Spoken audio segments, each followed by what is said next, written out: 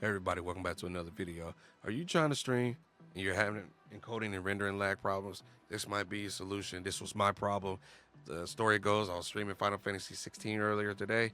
I kept dropping frames to 26, sometimes 0.048. I had to happen one time. Here was my solution. I booted up Task Manager. I went to GPU and I saw what was using my GPU the most. Of course, OBS is going to be one of those things that's normal.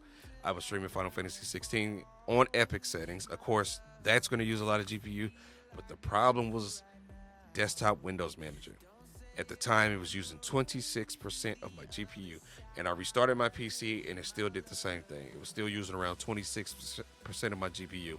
So what I did was go down here, type in game mode, and the game mode screen comes up. I made sure that that was on. Then I went to, I'm gonna close this. I went right-clicked on my desktop, display settings, go all the way down, graphic settings. I'll maximize this. Make sure hardware accelerated GPU scheduling is on.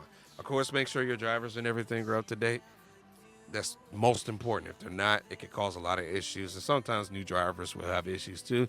But after I've updated all my drivers, especially my GPU ones, turn it on hardware accelerated GPU scheduling, fixed all my problems.